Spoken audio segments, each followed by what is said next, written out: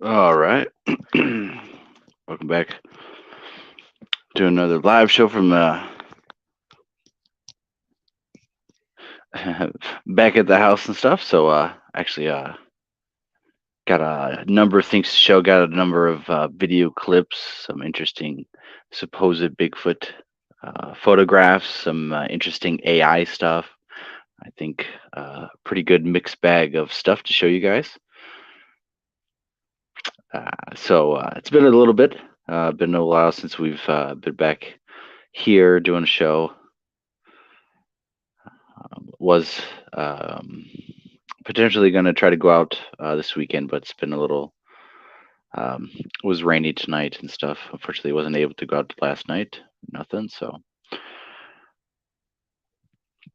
but been doing a lot of fun stuff. So, I got actually was out in the woods today actually and found a number of interesting things that I documented, but I didn't have time to put on here to make videos or nothing yet. But mainly because they're on my iPhone and stuff. I didn't transfer them over. But basically, I went out to an area and went down into this bowl and found a lot of rock piles and potentially mounds and stuff. But these odd rock piles that are basically on ridges or at the very bottom of ridges or with rocks pointing along the way, which is kind of how we found them.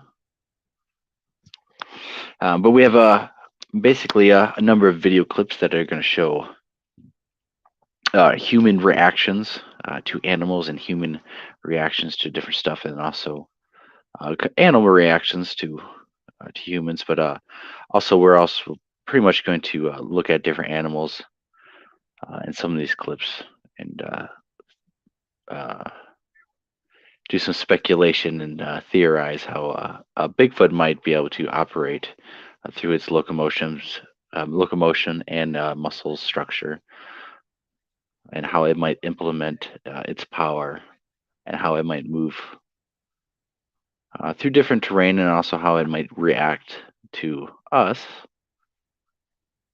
compared to how different animals react and how animals behave in different intelligent levels. So we got a mixed bag of some clips and stuff. So we're going to kind of tie it in to Bigfoot along the way.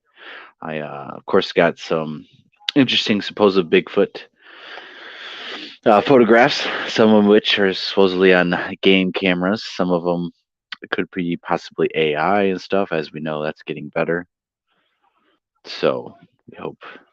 Uh, so some of them, it's going to be a struggle to see, because the quality, again, is going to be an issue too when AI mixes with bad quality and stuff. You can easily fake stuff. So,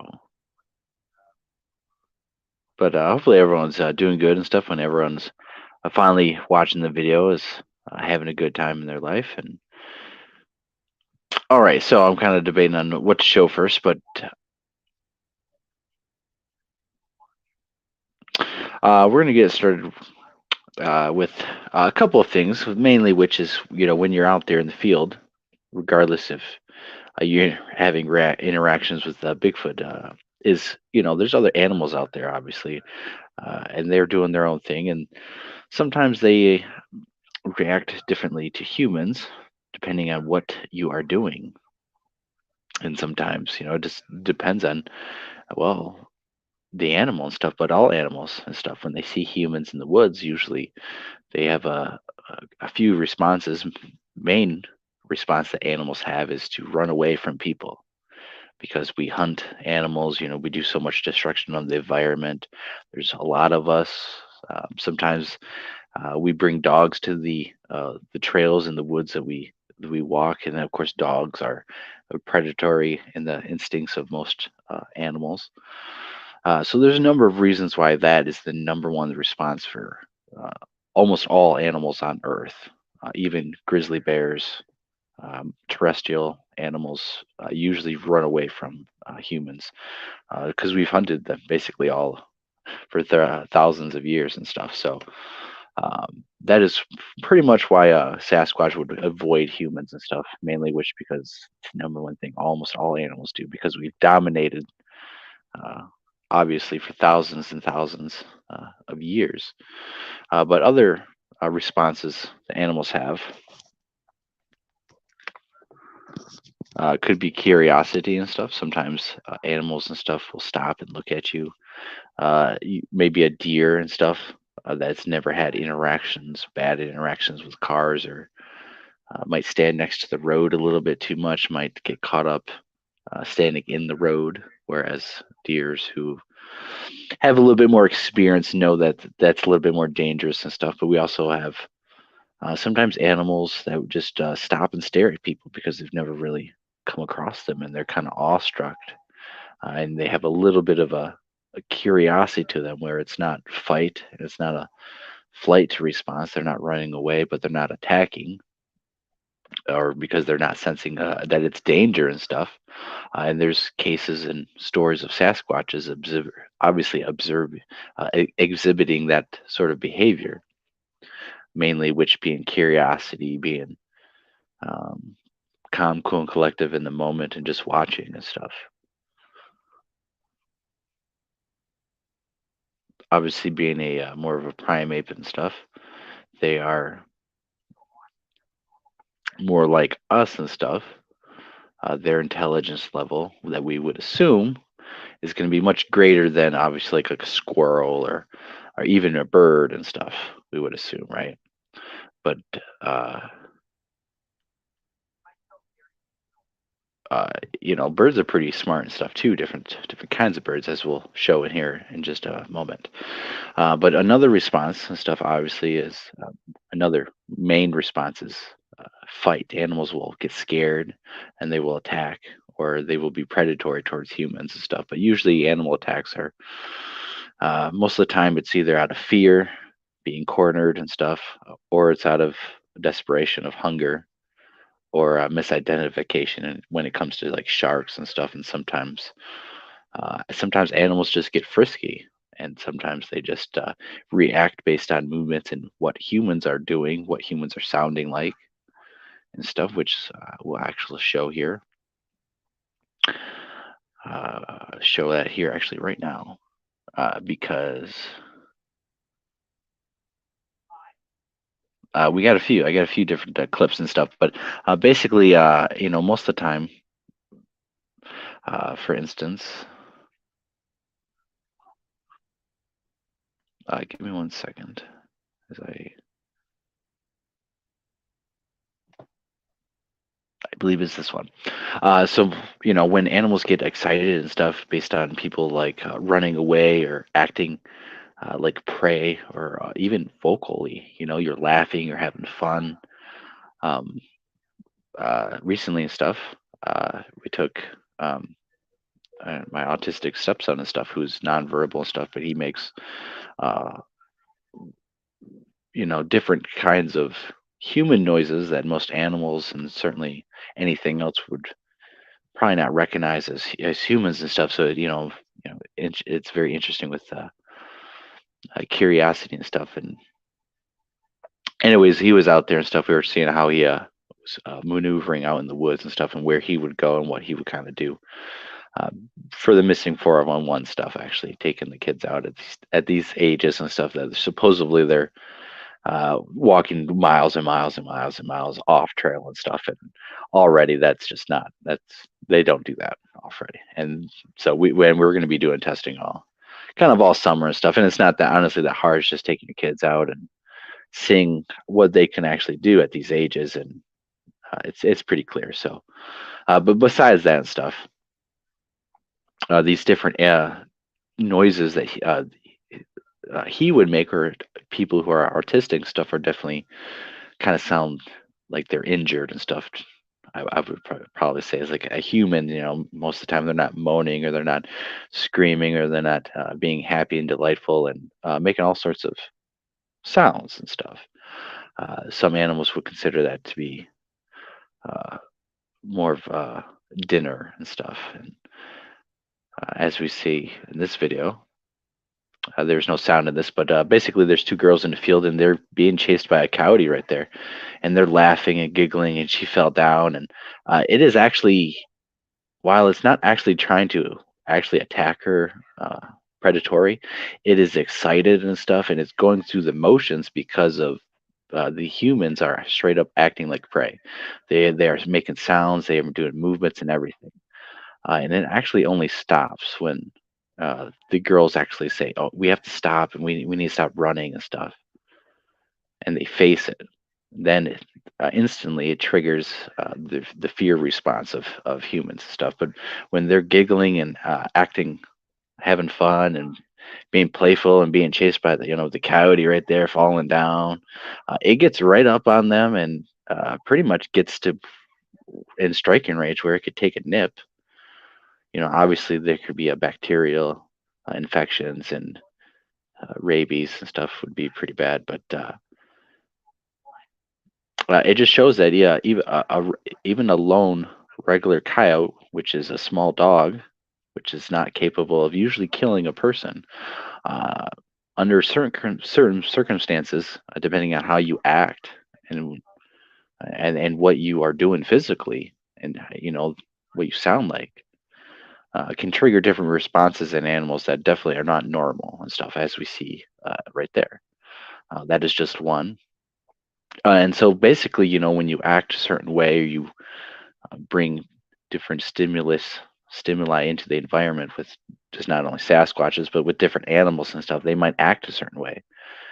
Bringing an autistic person into the woods, normal animals might hear those sounds, which are definitely not normal for normally humans to just make constantly and do the things that they would normally do.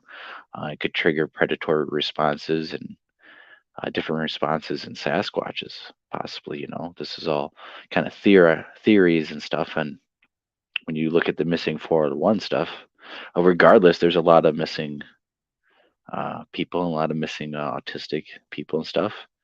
But they do tend to uh, gravitate towards water and stuff, which is a big uh, number one issue with them, of course. How's I know I see some people in the chat and stuff. How's it going, Stevie B? Doing good, doing good. Glad to see you guys are doing good over there. Having fun fishing and stuff. It makes me happy that you're getting out all the time now. It's definitely a blessing and stuff and having fun. And of course, Sandra Piper. Always doing good and having fun in the chats. So,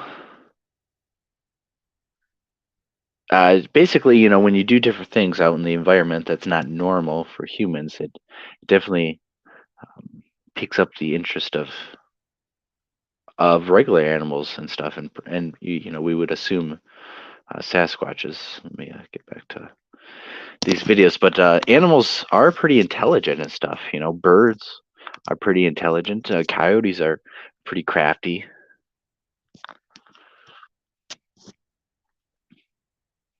But animals are pretty smart, and they actually learn and can learn from humans, and maybe manipulate humans certainly to do what they want. We're going to see a little clip right here, which is I thought was pretty interesting actually. Which one is it? And it kind of shows the intelligence of a creature, of a bird and stuff that obviously is not as smart as uh, we would assume a Sasquatch possibly could be, especially out in their environment. Especially if it has uh, its own communication with their own species. But some people think that they might understand English. They might understand, um, well, like the great apes and stuff, like gorillas. We know that. Oh, I just forgot her name. The sign language gorilla, Coco, I think her name was, very famous. She was able to understand sign language and communication with humans and stuff. Very, very, very, very smart to be able to do that.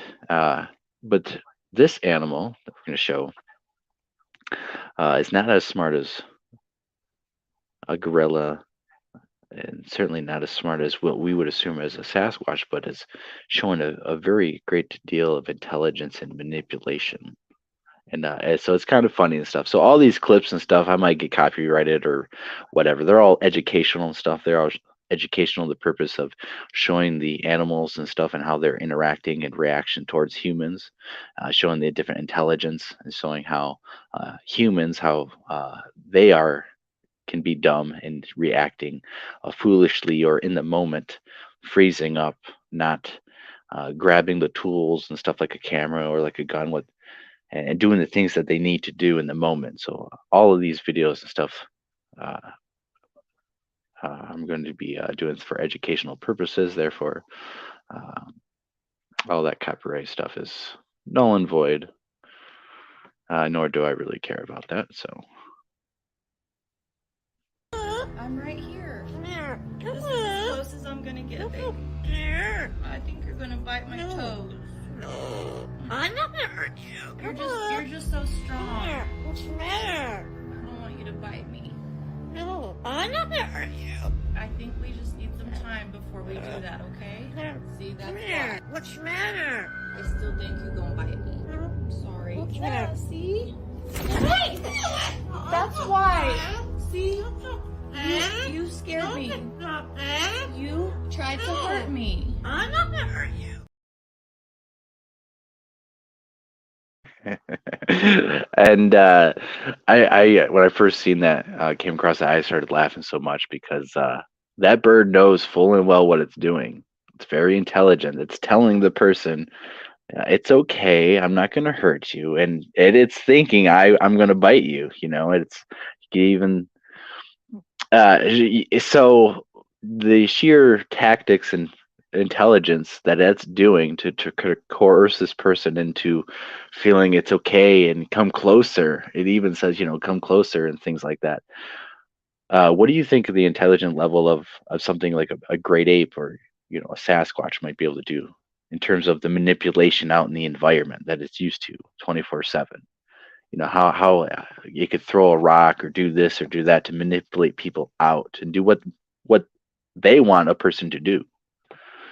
You know, it might not be on the terms of talking to a person, but I'm sure that obviously we hear about them scaring people out, pushing people out, doing tactics to drive people to do what they want, and that is kind of a form of intelligence manipulation, coercion through whatever they're doing in the environment. Of course, this is all theory and speculation, of course, because we don't have it documented on film or anything, but we have this through stories and, of course, encounters that researchers are having out there. So, and we can see that, and I'll play it again and stuff because it is pretty funny, creepy, because it is, saying, it's okay and stuff. Uh, and I know there's researchers out there that feel that sometimes Sasquatches are, kind of lure you into the woods, or sometimes they're not friendly forest giants, but they're actually brutes and stuff. It's pretty savage and hungry, and sometimes they think, a lot of researchers think, and I do too, that there's probably a lot of attacks that are underreported or get shoved underneath the rug for a variety of different reasons and stuff. But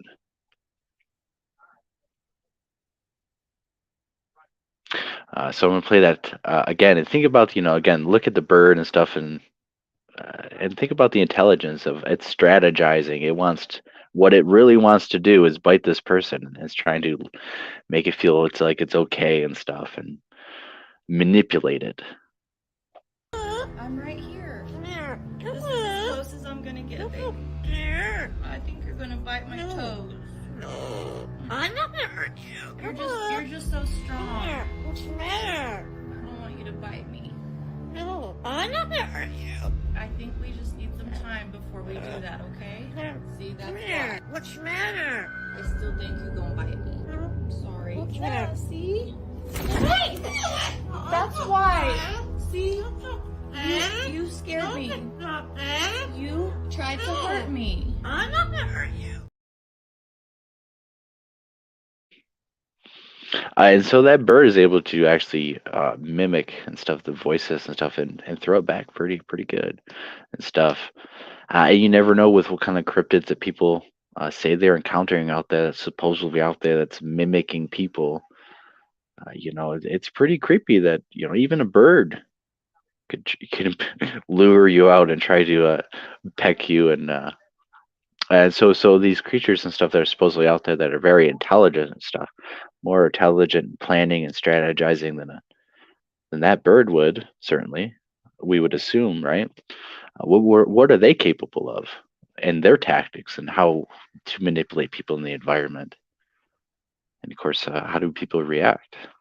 It seems like what we hear about is reaction about the same as getting scared. What is this? What is that? I hear sounds over here. Let's get out of here. It's too scary. Kind of keeps working, and it's a non-violent approach to dealing with humans. Instead of killing a person, dealing with search and rescue, cops, a body, added pressure. We would assume, right? So I thought that was hilarious, actually, and whoever taught that bird and has that bird is doing a good job.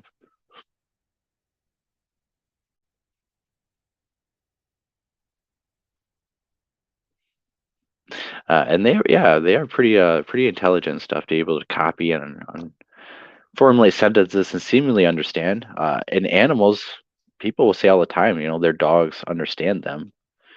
There's a lot of videos of dogs pushing these buttons that communicate with humans and stuff, and doing all sorts of things. Whether or not they're actually understanding the words, or just associating with the sounds of the words and the buttons with the activity that happens after it is said. But still, that distinction of hearing, okay, I know that this button makes this sort of sound. It sounds like this. When I make that sounds like this, we all of a sudden do this activity. Oh, so then that must they the dogs seem to understand and do that. We don't assume like they understand what humans are actually saying, but uh, like German shepherds can learn over 200 commands and stuff, so they understand the command of what they are intended to do. But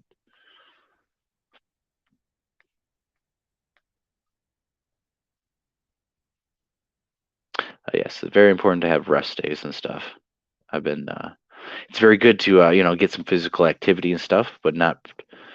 It's good to push to your limit sometimes, not and push over your limit, but not overdo yourself, and make sure to have adequate rest, and make sure you eat good and hydrate good too. That's also a big thing. Um, it's all around thing. So, anyways, I thought that was hilarious and stuff, showing the kind of intelligence the animals can do to manipulate people to do what they want to do, and that's kind of a showing how they might manipulate through prey and stuff and predatory response. But you always think about how more intelligent animals in North America, like wolves, are very intelligent how they hunt and can strategize, taking down an animal or ambushing and stuff. Bears, there's several stories of very deadly bears that seemingly outsmart a bunch of people with guns, and in terms of their tactics, or at least doing what bears do. I'm trying to find the next clip, and then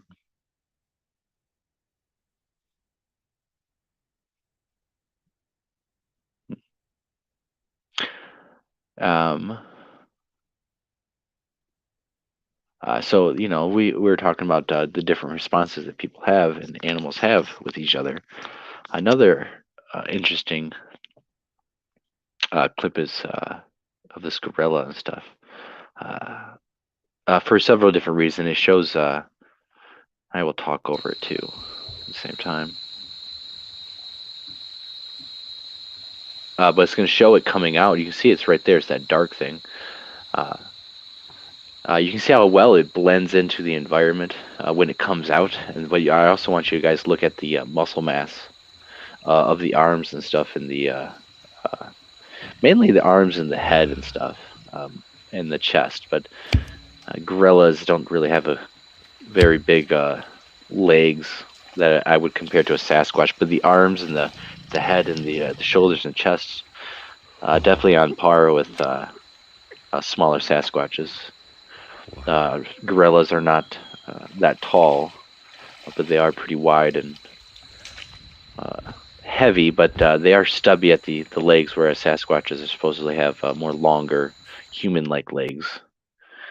But you can see just you can almost feel the power of it as it comes out. And the interaction of it is it's not super aggressive. It is showing its teeth and stuff in display as a warning and stuff. I'm sure some of you guys have seen this clip. But once they throw some food and stuff at it, it's pretty chill. You just those logs of arms and stuff. You can see just power in the massive head.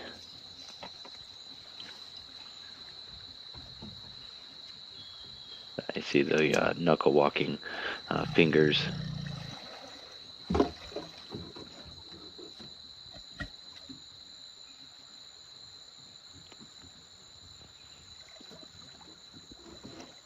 And I'm showing this because remember, gorillas are intelligent enough to actually be able to learn sign language, at least ones that are in captivity taught enough. But still, the intelligence, just because one is in captivity, it's not like it's birthed there and stuff. They still have the same intelligence in the wild and stuff. It's just more focused on other things, other tasks, mainly instinctive drive and reaction to the environment. As there have been many tests done with chimpanzees and with Coco, I think is her name, the sign language gorilla. I might be getting it wrong. She has a son also that is, I believe, still alive and taking the work over, basically. But the interactions that they have with doing the reaction tests on the panels and stuff showed that chimpanzees and um, primates usually actually have a very more faster reaction time in the moment stimuli. So when stuff's happening very fast, they're able to react to it, analyze it. Their brain analyzes it and reacts to it much more faster than a human would. Obviously, especially being that we're pretty much modern and stuff, not in the environment no more. It's even more uh, slower for modern humans to react to whatever supposedly a Sasquatch is doing in the environment that's going super fast, that is able to react to stimuli much more faster than a human. That's might why could be possibly why we hear, it was so fast when I shot the gun at them, I couldn't hit them, or things like that, where they say that I might have shot at them and I thought I hit them, but the humans are just not reacting as fast as these creatures. Because they are more powerful and stuff. They are just filled with muscle. You can see that on the gorilla and stuff. That it's muscle bound and stuff. Now it's obviously built differently than a Sasquatch. We would assume Sasquatches look different than a gorilla. They have massive heads and stuff. They have shoulders and stuff, but the chest of a gorilla is more of a barreled chest, and the chest of a Sasquatch is supposedly more of a human leg that is wide and massive, and his chest is not barrel. If you look at the gorilla and stuff, they kind of barrel, and they narrow down to their hips and stuff, and they have very short legs. So they're built completely different anatomically in structure. So their muscles will be attached differently and stuff, obviously, in different. If you looked at the gorilla and stuff, I'll show you again. If you look at its shoulders to where it attaches to its back and stuff, it has these just massive balls of shoulder muscle, and then it's just straight attached to the back. I believe it's this one. Again, these video clips for educational purposes and stuff, so shouldn't be a copyright issue, but who cares? Whatever.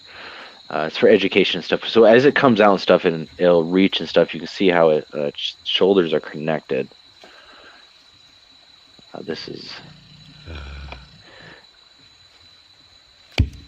and you see the basically deltoid muscles and stuff are strung up on it. But even how it moves differently than a Sasquatch would, because the feet and legs are smaller, and different. Wow. But you can see basically its arms are just stuck out in front of them. The shoulders are just tilted forward compared to a human, and straight, where humans are kind of like, set back. Sasquatch is supposedly set back, not crunched forward. It's like this. Our shoulders are kind of tilted this way a little bit. You see just how big and powerful it is. And I don't think really people understand the power Sasquatches are generating out there. So we're going to show a clip of some bears fighting, because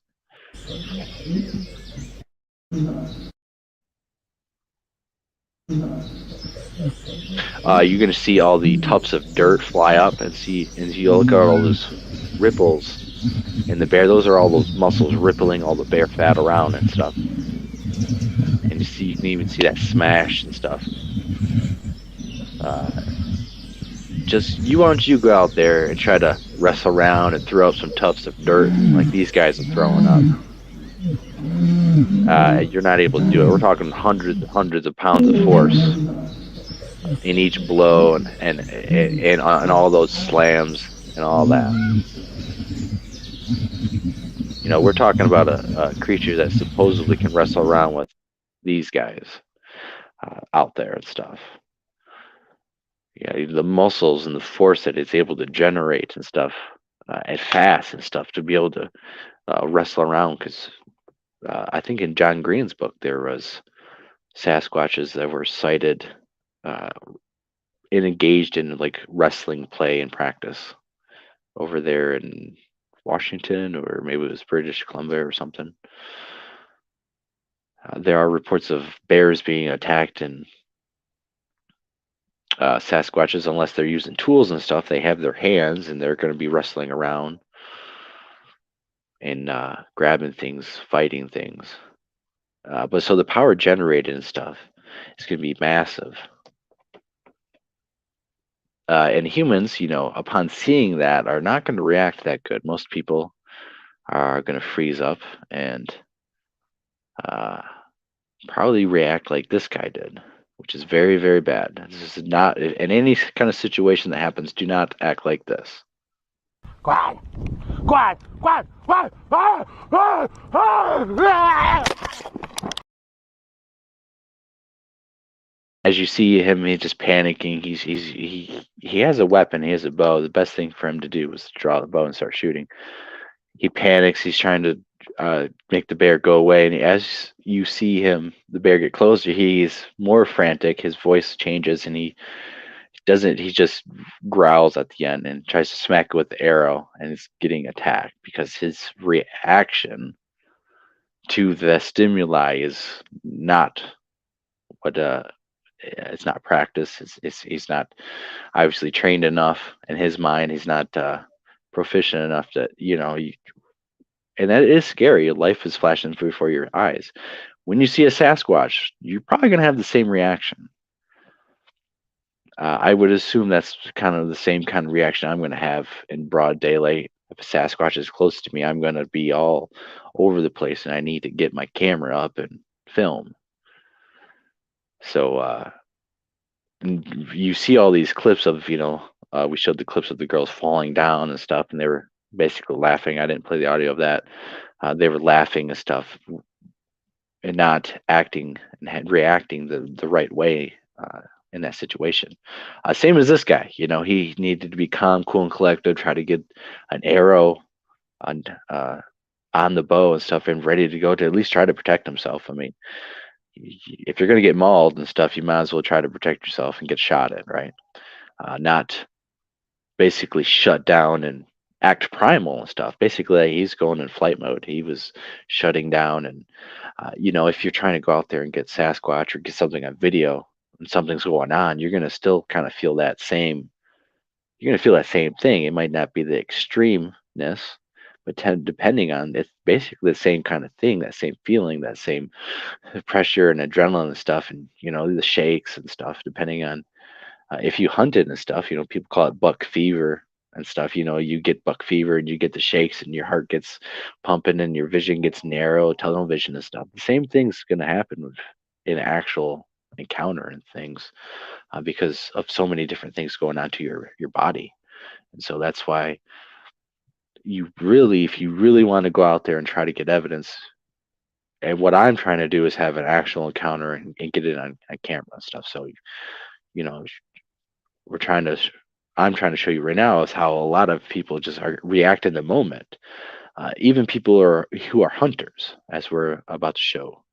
So let's play this clip again because of its educational purposes of do not act like this. You want to have a better reaction and stuff. If you think you're really badass and stuff, it doesn't matter because even hunters and stuff, people who I'm sure this guy's been doing it. And there's a story to this and stuff. You can find this is pretty well known clip, but usually there's experience to hunters and stuff, or unless they're just starting out. But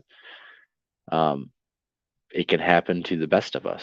So we always try to prepare and stuff, and mentally and physically, and just be ready. So let's just show this clip of how he's shutting down completely. He's basically all over the place. He's, obviously out of his mind and in a very intense, scary situation too. But you just have to be calm, cool, and collective, and no matter what, try to focus on what is the best thing to do in that situation to protect yourself. Try to get the camera up, trying to film.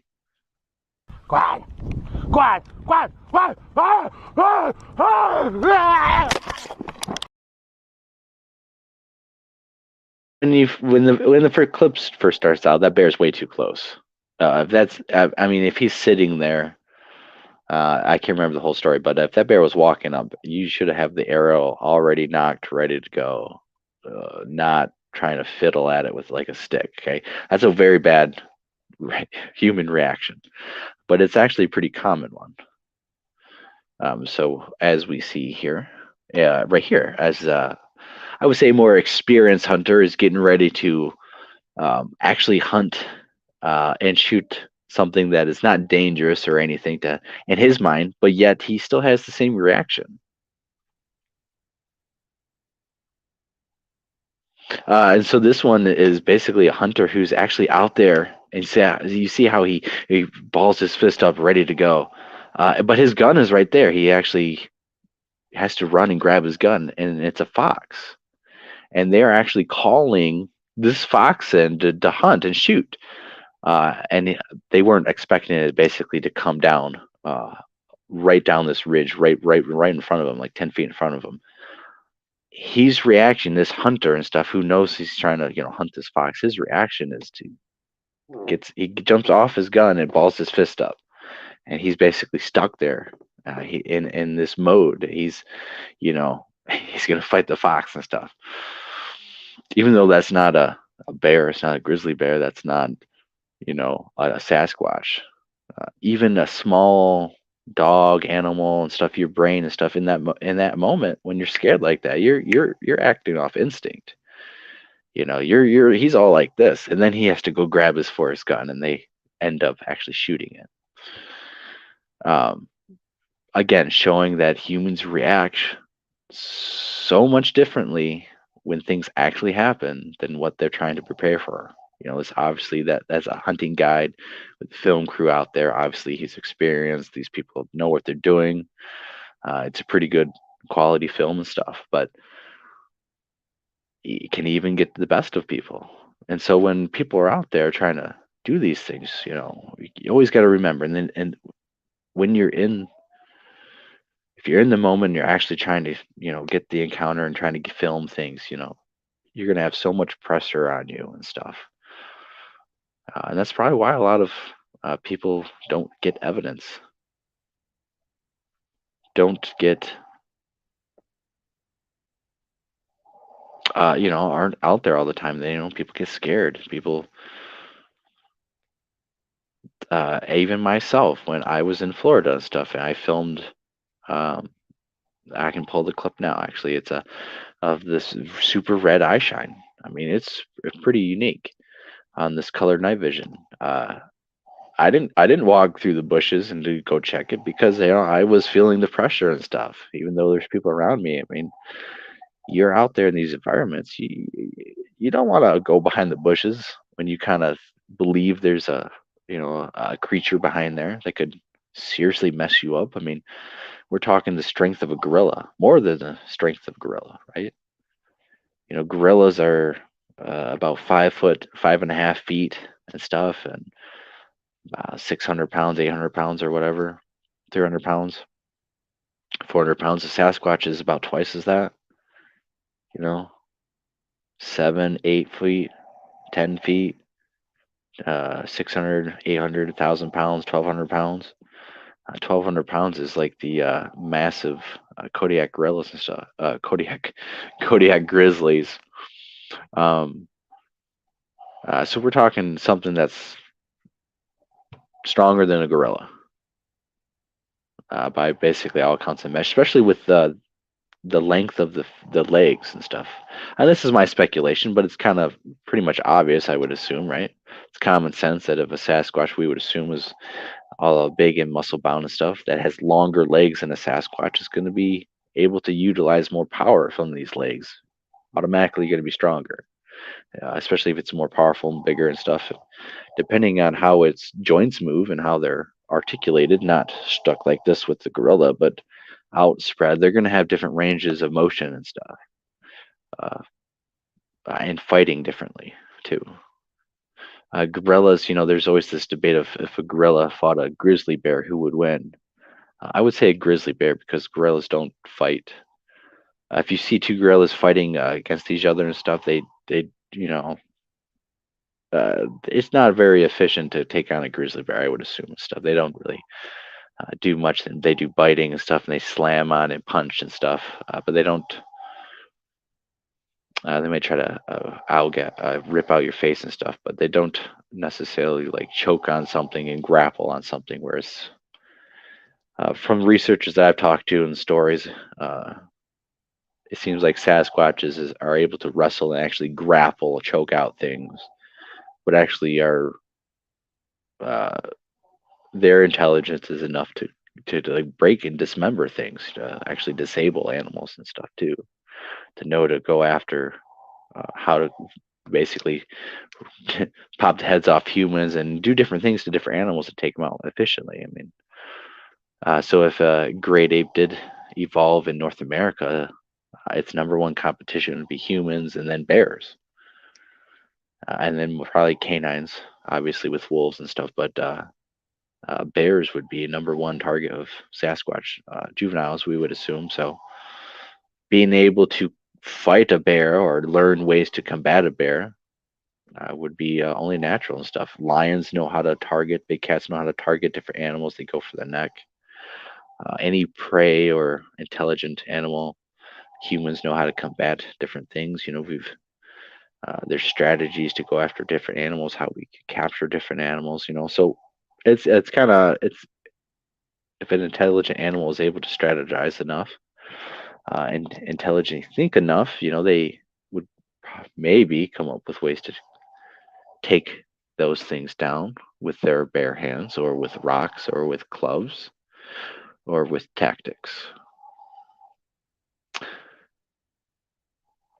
And it's just pretty scary that it's something that's twice as strong as a gorilla or more stronger than a gorilla at the very least, uh, is as smart or smarter than a gorilla. That is pretty scary. All right, so we're gonna go to. I thought I might have had one more. I have one more animal clip, but again, I'm gonna show this reaction to the human because even a hunter who's prime and ready to go with his gun laying right there on the rock will jump away from its gun and ball up his fist and basically be in instinct mode until the animal turned and ran away, and then he, of course, got out of it. And so basically, the whole summary of that video clip and why I'm showing it is because when you're in the moment, you're going to react to. I had my phone in my pocket, but I never raised it up, or everything was in my hand. I just couldn't move and stuff. You want to be able to get out of that and move, get into the action and not reaction mode. You want to be engaged with what's going on. Flip up, turn it on, push play, start recording, tracking, running, finding the tracks, doing whatever, you know. So be ready, you know. Don't think you're going to be able to do everything.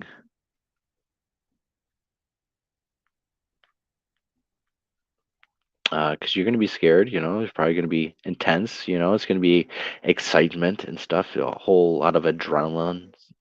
So there's a lot of emotions and flow going through your body and system. So you have to just be calm, cool, and collective.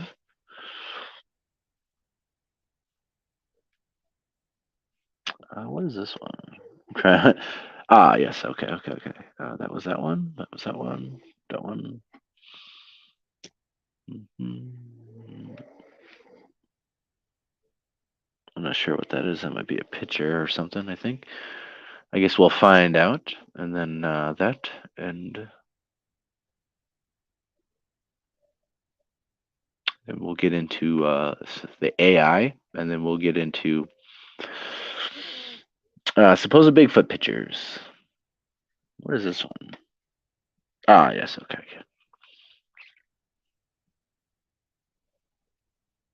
Another thing, you know, animals are very, animals are out there. You know, we're visitors to these environments, and we have to understand of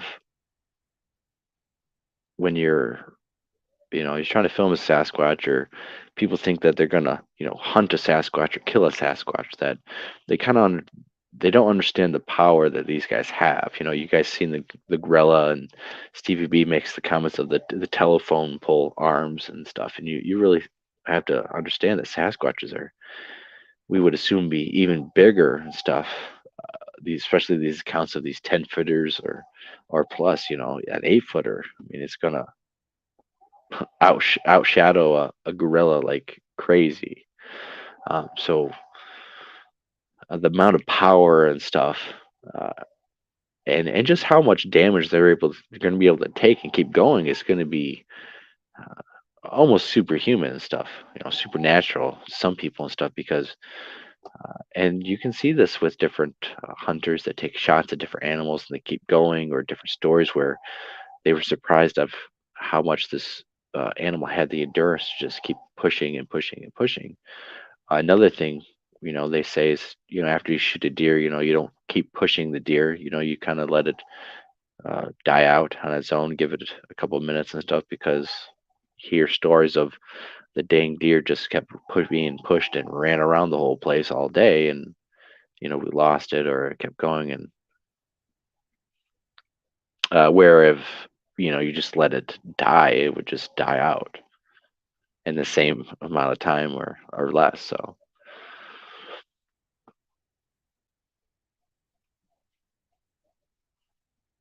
So animals can be very powerful. I mean, even when you shoot an animal can keep going and have the willpower to just go, go, go. And that's what we're going to show in this next clip of a boar being shot, but still having the strength to carry on a bit. It's going to have some music and stuff and whatever, but it's for educational purposes. So.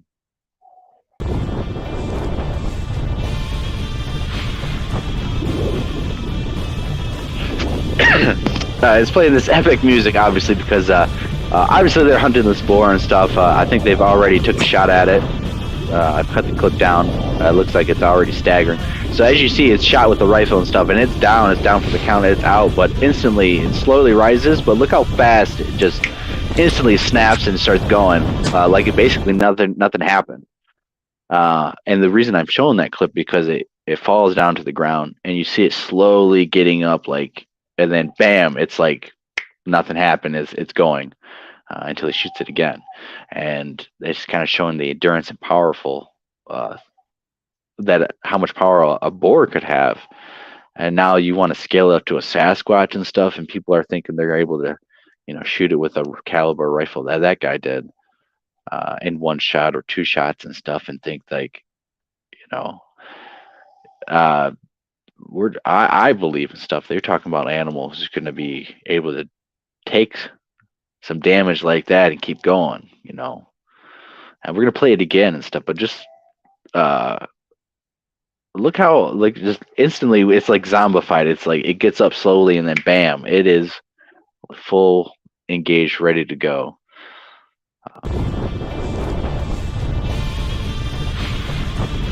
And if a 250-pound boar is able to do that, what do you think a 600-pound, 1,000-pound Sasquatch is able to do, and how pissed it's going to be?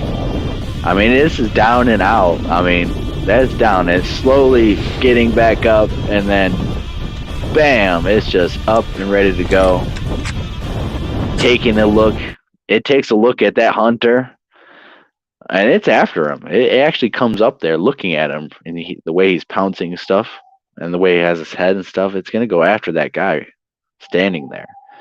And when it gets shot and it gets back up, it looks at the hunter, getting ready to engage. Of course, then it switches over to it needs to run away, and obviously it's shot.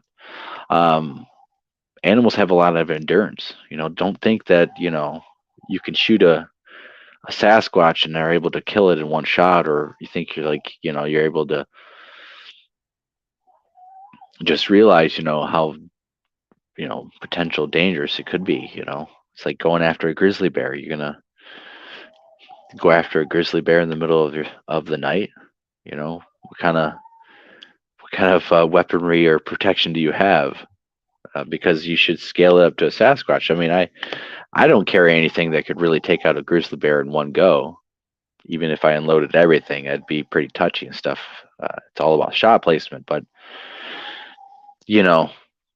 people think that just because a lot of people are out there and nothing happens, that everything's safe. And even regular animals like a boar and stuff that many people have to deal with. Big cats, they're very strong. They have a lot of endurance and can take a lot of punishment. So you should always be careful out there. You should always be on guard and be aware that, and be proficient with these tools to survive out there, because that's what they are. They're survival tools, especially when stuff goes wrong. Even deer. Deer attack a lot of people. Deer attack more people in North America than certainly bears do, and they kill, on average, more people through cutting people's throats. Usually, it's drunken hunters and accidents that way. But deer do slice open people's throats all the time, each and every year, and cause death or gore people to death or just stomp them to death. So you should always be aware of that and understand that it might take more than one shot to protect yourself. And you need to be proficient. You need to have good reaction. You don't want to be like that one guy trying to swat it with your arrow or your gun. You want to have action, not a bad reaction to whatever's going on. And especially with Sasquatch, and with your camera equipment.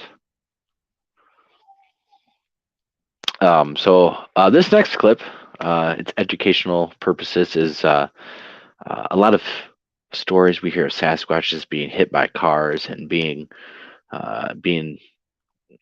killed supposedly and being covered up by bears or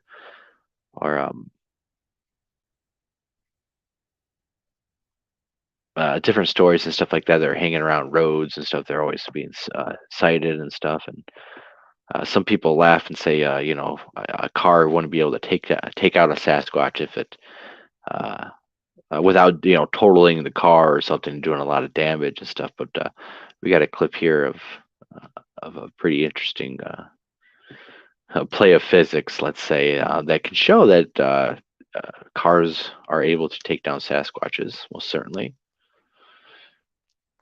I believe that they do happen. As you can see here, with this black bear, gets smacked with enough force to ragdoll its body 50 feet or more. Obviously, if a Sasquatch gets hit by a car going fast enough, it is going to do damage to a Sasquatch. That bear doesn't look like it weighs that much, maybe 300 pounds at the most, 250, 300 pounds. Going fast enough and stuff, an automobile is going to smack something hard enough to be able to cause damage. And when that happens, in accidents, you call 911 and law enforcement shows up on the scene and stuff. What do you think happens? You think they let the news crew come here and take photographs and it's on the TV? Or do you think they kind of sweep it up and cover it up underneath the rug? Because certainly, people drive all the time and accidents happen. And why wouldn't there be, if Sasquatches are numerous and going around and are sighted in roads all the time?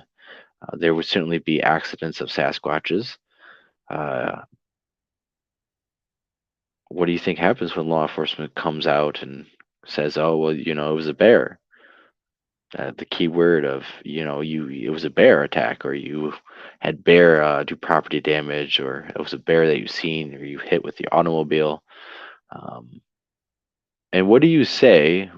What do you do at that point when you have 5, 10, 20 law enforcement officers looking at you and say you hit a bear, and they're on the scene, they've cordoned off the scene, then you are not able to see the bear or whatever. There's stories like that, and it just makes you wonder, because these things can happen. They can obviously happen. All right, so now we're going to look into some AI.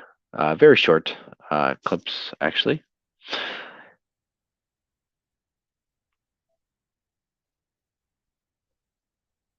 And this first one is pretty interesting. It's actually not AI.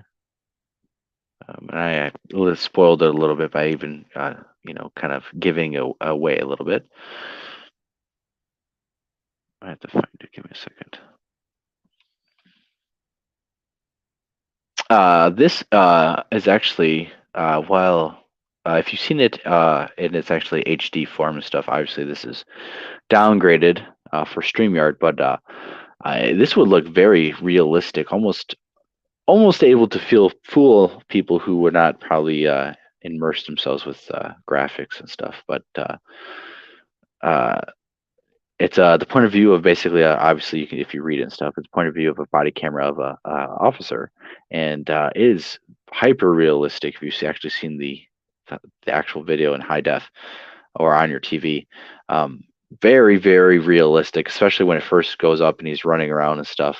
It is surprisingly excellent and stuff. So the educational purpose of this video is showing how real AI and graphics, computer graphics and stuff is. Also showing a bad reaction of a human again when and that for some reason this messed up, but I'm sure people have seen that clip.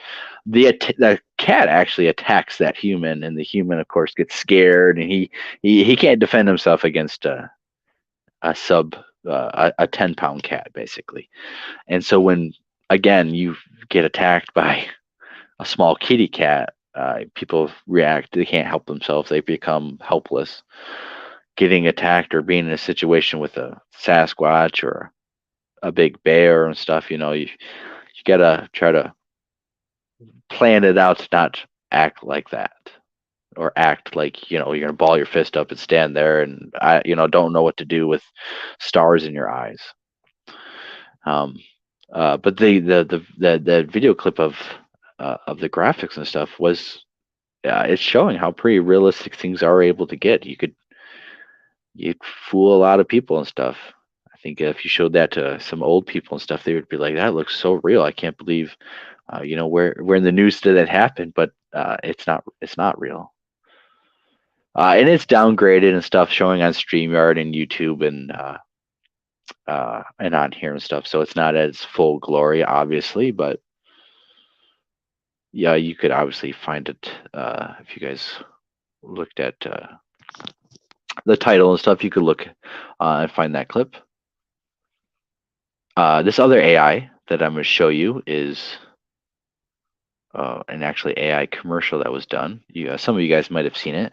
You guys should really notice that what it's doing to the fingers and hands of people. It's very obvious as you watch the video, but this is completely AI generated and stuff. So it's not.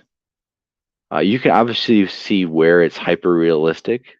Obviously, it's going to be downgraded here, but you're going to see where it's struggling. And most AI pictures that you will see are struggling in the same way with the fingers, so with the mouths and the different things like this.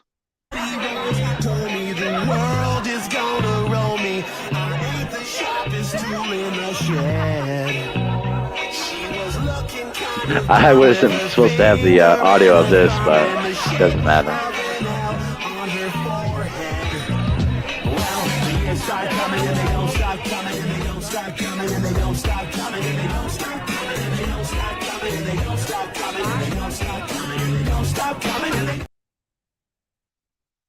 That was all AI and stuff, all of that. There's not one real person in there. I didn't mean for the music to play on that, but it doesn't matter and stuff. The only thing they're going to do is not monetize this, so I don't really get in trouble with YouTube. So it's all educational purposes, showing that it is getting hyper realistic. All the people look pretty realistic, other than their fingers are like all over the place. The bottles are all warped and goopy. The faces get all droopy and goopy and warped.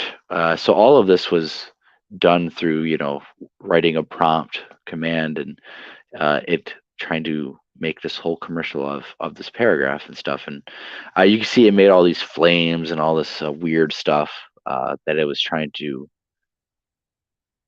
most likely have a party out back, barbecue, maybe a fire pit going, people drinking, having fun, laughing and stuff, music playing. So that's probably what it was trying to do as best it can.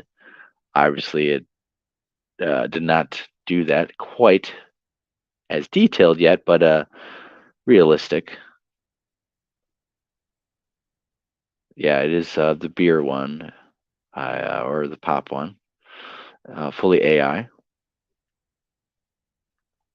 I just thought it was interesting. Again, if you look at it and you go search it and you find something at a better high def, obviously the clips on here are not able to be super high def. But if you watch the original clips, you are able to see that is very realistic in terms of, other than the people having big mouths and all goopified, they look pretty realistic and stuff. The skin color and the background and things like that. So, so it is coming along pretty fast. It is coming along pretty good, and then you throw in something like um, some of these different AI pictures and computer-generated graphics that you can be done through for game systems, really, and that hyper realistic stuff. You can make a video that would look pretty real. What AI is doing is not as not as advanced as what is able to be done through other graphic means and computer generated stuff and CGI, and but it is definitely coming along.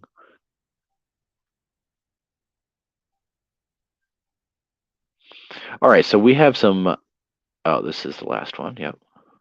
Here's a picture you guys probably have seen of a supposedly the last Neanderthal giant or whatever. It's a completely AI photo. Obviously, you can tell with the leg of the giant how it's warped. The pants warp on the. It would be the giant's right leg. It warps through there, but there's other key features. Obviously, no one's ever seen this photograph, but if you look at the picture and the face of the person in the middle, basically how it's middle towards the left, his face is all disformed, and you can see the different shadows of the person next to him. Its eye sockets are completely shadowfied. The dysmorphed face that you would see is a pretty clear indication. On this one, you can see where this one guy in the middle appears to have a scar right here and stuff, and maybe possibly hair and stuff right there. Doesn't look natural. Again, AI doesn't like to get colors and shadows correctly. You can see again a shadow on this one. You can see a dysmorphed face, supposedly the guy underneath the giant, and then the shadow or the mouth doesn't line up right. It doesn't have good symmetry. It doesn't. The lines sometimes don't even like completely. They'll be off like this and stuff. So obviously, clear AI generated image. But if you see that on Facebook and stuff, it looks like it's a very old black and white realistic photo that, unless you saw these details, would look like an old black and white photo. So when that gets better and better and better, I would say if you've never seen these old black and white photographs in history, or if you've never seen them in the years past, these new ones that are going to be pop up, these lost and found ones are probably going to be fakes, just because of how good it's going to get. If they haven't been found yet in history, it'd be very slim pickings yet, but all right, so we're going to get to supposed Sasquatch photographs and different stuff. Maybe they're AI, maybe they're not. It's going to be hard to tell. Mainly because it's downgraded on here with resolution, but even when I was looking at these, some of them, unless they don't have a mouth or fingers or feet or toes, or sometimes you're not able to tell if it's AI and stuff, because everything's mixed and mashed up together enough to where you can't see the fine details of the AI, especially if it's made to look like old washy photo or old crappy photographs. But there are some interesting ones that we will look at. we'll get started with. We're going to play this clip. I don't know what it is, so let's play that one. Oh yeah, this is um, very quickly. This one is a clip of basically why we don't find bodies of animals in the forest and stuff because they get eaten by scavengers. Different scavengers, particularly, are more efficient in mutilating a body and erasing it from existence. So here's a example of some vultures um, coming down, and you can see how they are going to ravage this chunk of meat and devour it in a pretty short amount of time. And so, environments that have a lot of vultures or different scavengers like this are going to just tear apart any evidence of a body. It's very hard to fossilize when this happens to a body. Mainly, which why you won't find bodies usually of mainly animals in the forest and stuff, scavengers and all sorts of things. Just take it and rip it apart, and can do it pretty efficiently too. They certainly just devour everything and even scrape up and destroy the ground. Just decimating everything and stuff. So, you know, to come across any kind of fossil remains, skeletal remains, body parts, chunks of flesh, chunks of hairs would be hard, extremely hard to get. I've All right, so the first clip we're going to do kind of the less impressive ones into the most impressive ones, I think, in my opinion, first. Um, so we're going to go with this one. The first, some of you guys might have seen stuff. Here's a little capture of it, supposedly on How to Hunt's channel. The facts, how to hunt. Supposedly, he's doing this story, and there's a Sasquatch, I guess, looking at him through a window, or maybe, or he was somewhere else, and there was a photograph from behind him or something. I think that's just thumbnailed onto this picture. But supposedly that red circle in there, as we'll take a closer look, this, as you guys might be able to see, might not be able to see, supposedly a humanoid figure entity that's looking at Steve as he gives stories off the emails that he's reading. I didn't watch that video clip or anything. I would assume that it's on one of his locations or outside of his house. What do you guys think about it? I didn't zoom in or do any too much more work other than that. I didn't actually watch the video clip and stuff like that for a number of different reasons. Just didn't have time yet to do it, and but let's show it again and stuff. But a lot of it could be pareidolia. It looks like a leaf person. If you honestly ask me, it looks like a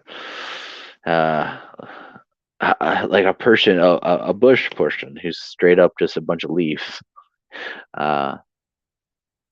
But he's out there. He lives out places where there would be prime, right?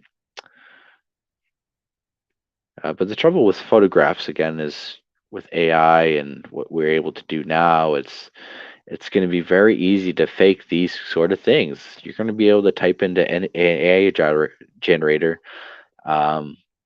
A leaf, a leaf person hidden in the bushes in a realistic forest and stuff, and you might get something that looks like this. Maybe better detail, maybe worse detail, maybe enough detail to hide that it's AI generated, and it might look like a decent photograph. That's mainly why we're showing this and stuff.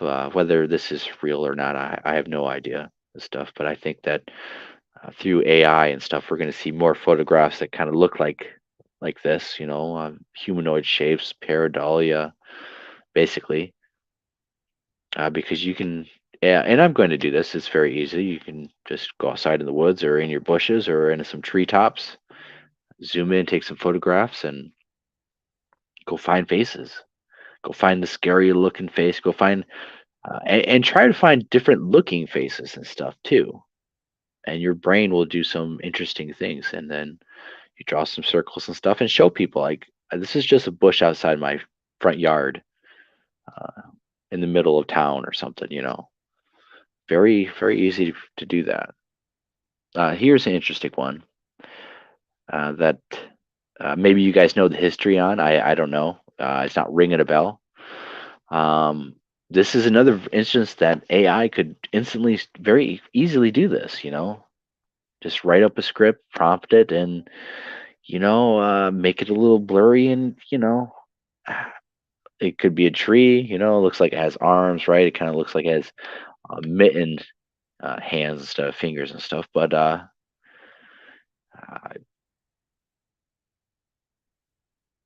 I think this is kind of the stuff that we're gonna get is ambiguous pictures that kind of look good, don't look good. So here's a little bit of zoomed in through the hands. Maybe there might be fingers and a thumb right there, but is it AI? Is it a hoax and stuff like that? I think we're gonna deal with more of this stuff. Maybe that's a famous photograph that I have no clue about and everyone knows, but no idea. Stuff I just seen that. Well, maybe it's a real deal. I have no idea. It's just I'm to the point where photographs in the next 5, 10 years might be obsolete. Where a photograph is just no matter how good it is, unless it's from trustworthy people who have integrity, might be just dog crap and not worth it anymore because it's not valuable or able to be distinguished from AI, computer generated stuff. All right, so this next one is right here.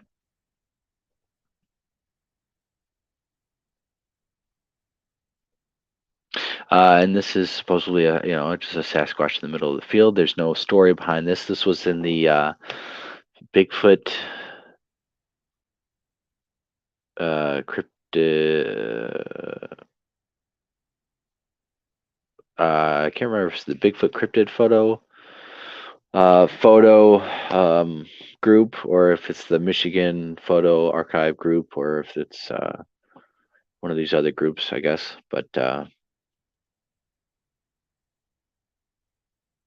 it's very interesting stuff, or it could be just a bush. Just because your eyes uh, make it look like it's a head and shoulders and stuff, it doesn't mean it's real. But at the other hand, I have people who will say that these pictures and stuff that people like, not this one in particular, but like these are real photographs that are being downplayed on purpose or being uh, some researchers are saying that there's active trolls out there on Facebook, online, and stuff who are actively trolling Bigfoot groups on purpose, trying to discredit researchers. We've encountered a little bit of censorship notifications that are not going through. I'm not getting notifications on some of comments and some other things that we've had. We've had other researchers saying the same kind of thing, being restricted on YouTube, being restricted on Facebook and groups and things like that. Some researchers think it's above and beyond even that they're actively trying to troll and discredit photographs. And but anyways, let's keep going. Which one is next? We got this one, that one, that one.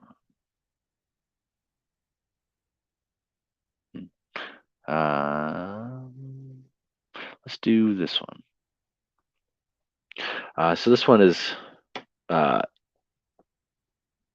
pretty interesting and stuff. So if you notice it and stuff, it looks like it appears to be, if you look very fine and stuff, it actually has these white square boxes along the photograph. Maybe it was taken from inside of a cabin. It might be from an AI generated photograph. Um, if you prompted to try to take a picture from inside a house and stuff, I'm not sure, but there are white boxes, as you can see right here across the individual. There is a white haze, this white box, these lines and stuff.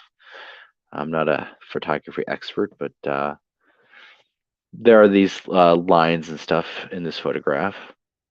Maybe that can lend to its authenticity or not. Supposedly showing a Sasquatch, I guess, bending or kneeling down. I will show that again. You can see these white bar strips that are in like a square window pane shape. They go all the way across, and there's quite a few boxes. I am not sure what those are. That looks like a porch right there, possibly being taken from inside of a window. I'm not sure. When we zoom in, and at the very end, I think I touch it up a little bit for the subject, but there's hardly any real definition of detail that you could pull out other than that. And it's all speculation. And this could be very well AI, being how the one arm right there kind of bends down and then twists backwards and then flattens out at the ground a little bit. To me, it could be an AI distortion. Maybe that's just how the appendage is bent around. I'm not sure.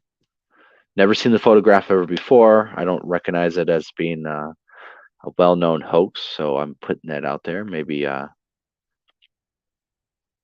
someone else knows about it. It's being floated around there on the internet, so you guys might see it floating in some Facebook groups.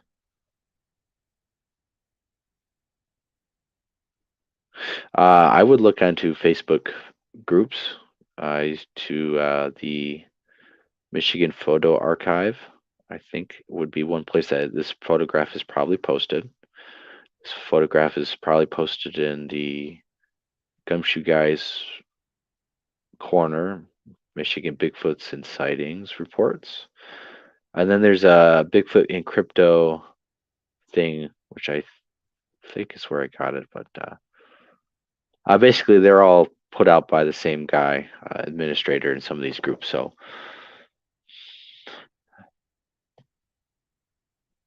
where you can find some of these photographs at actually too. So Michigan Photo Archive, or the I guess I could look right now off my spare phone, since you wanted to find the exact spot.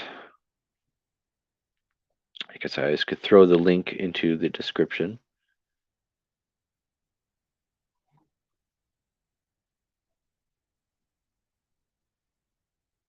But I always find it interesting and stuff. These new photographs that are coming up, because I know a lot. A lot of them are or seem to be AI. My speculation would be. All right.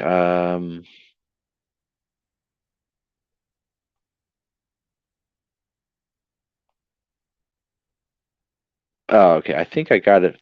These photographs can be found at Facebook at the Bigfoot and All Things Crypto group. It's a private group. It has 802,000 members. Also at the Michigan Photo Archive Facebook group, the Gumshoe Guy, Michigan Bigfoot. It's Gumshoe Guy's Corner, Michigan Bigfoot Sightings and Reports. That is a really good group with Val Savala. If you guys join that group and stuff, tell him I sent you. He's always looking for new people and reports and sightings, as he is a data collector, a data miner. He shares vital information in all the groups that he's admins to and stuff. Also would recommend if you guys can get him on your shows and stuff. Although he doesn't tolerate BS and stuff, so make sure You have respect, and they're not about that stuff. No problem, Texas Jack. I had to try to remember as I'm in a lot of different Facebook groups.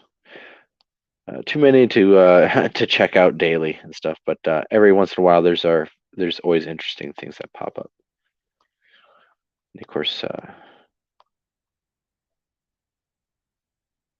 I will be doing different video clips like this each. I would say each and every week, but probably every other week and stuff because I'll be going out in the field, going live stuff too. I will be doing different stuff like that. All right, let's get this other video wrapped up. Because I'm trying to, do what I want to do, show all these clips, kind of hit all these points I wanted to try to talk about.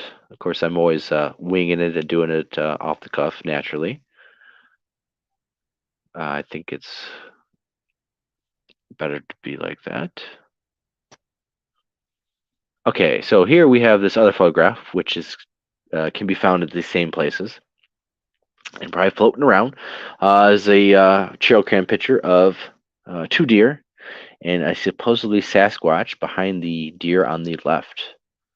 If you guys are having a hard time, it's okay. I will try to zoom in a little bit, but supposedly it's an outline of a Sasquatch there that actually is very close to these deer. Why the deer are not reacting to this supposed Sasquatch that is right there, I have no idea. You have the supposed Sasquatch is right there, kind of where that diagonal stick is at.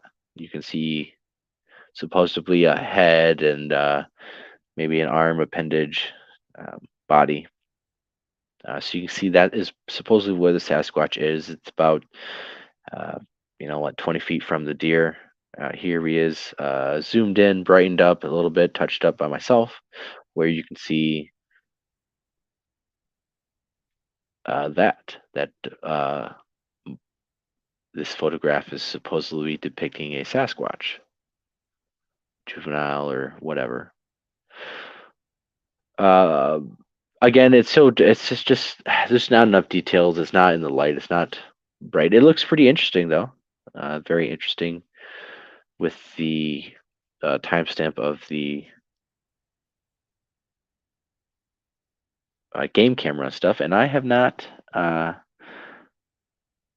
should check out to see if the brand and stuff and try to figure out if this is a real picture or not. Usually with AI, they get numbers and writing wrong. Like if you say, I want a sign that has this or a trail cam picture with a timestamp and the date and the brand name, AI will usually mess up the letters and not spell right. So, but I thought this was very interesting, and of course I brightened it up a little bit and cropped it again.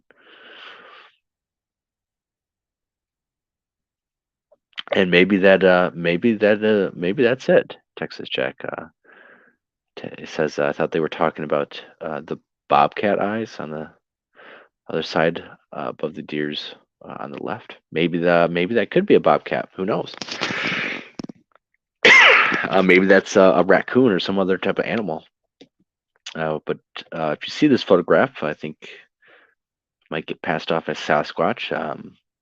Even if your imagination, it doesn't take hard to kind of imagine a face, maybe an eye socket, and you kind of see the different colors that maybe it's the skin and not fur and stuff. But it's speculation and stuff. It's not good enough quality to. It's interesting, but it's I mean that's all it is. And then with AI, how easy is it going to be to just make it do something like that, where it's just barely showing an entity in the background and it's all hazy. It doesn't, you can't figure it out, but everything else is going to look amazing. I mean, that's the sort of thing that we're going to 5-10 years maybe get flooded with, where it's these amazing photographs of everything else, but then the subject is going to be the circle drawn and crappy how it is now, but it's going to be like, man, it's going to trick a lot of people. It's going to be easy just to type just type it and make it. I mean, literally, it could take less than 5 minutes to do that, to uh, generate an image through AI. It does not take that long at all. All right, so we have one more that I think is very interesting. The most interesting uh, photograph that we've seen so far, just because of the terms of what's going on in the photograph. I think it is the most least hard to fake with AI, obviously, but with what's going on, I think it's a pretty interesting situation. So we are going to analyze it and maybe figure out what's going on.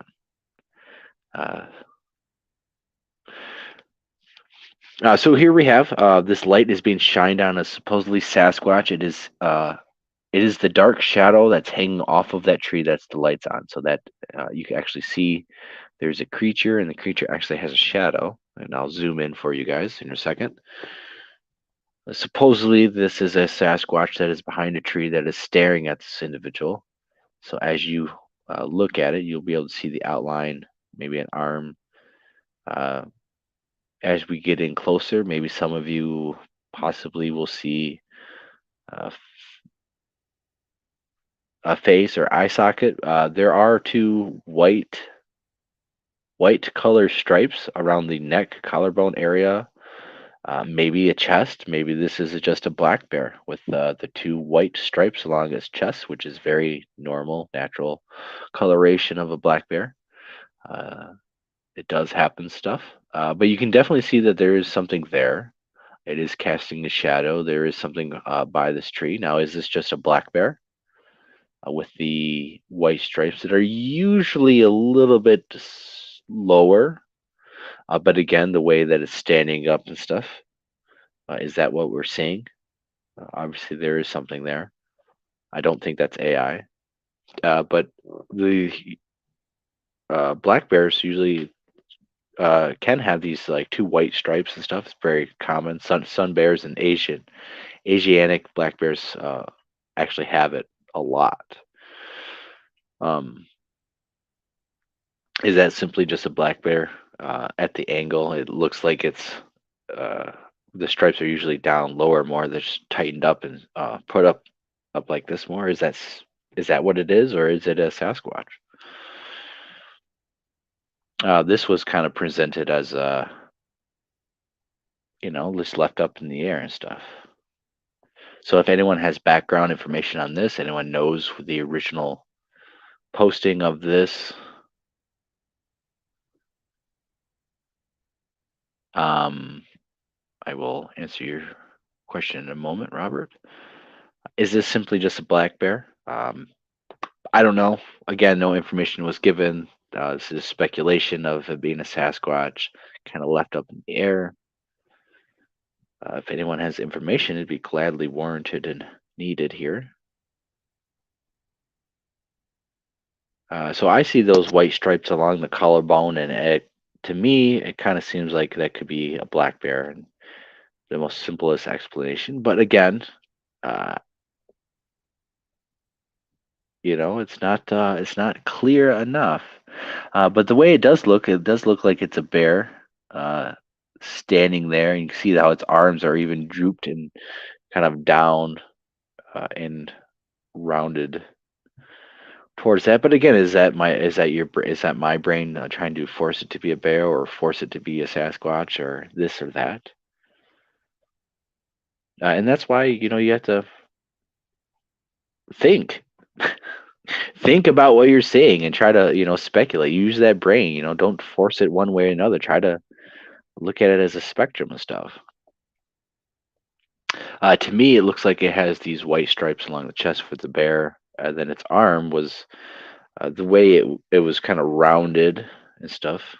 Kind of seems like how bears stand up and stuff, and how sometimes their arms are angled in like that with a paw. But I could be completely 100% wrong. No idea. We'll go back to this other trail cam and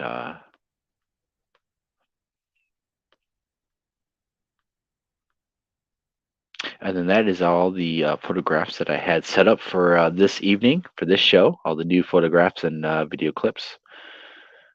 Again, all this was for educational purposes, so any sound bites and audio that was used was for included in the education.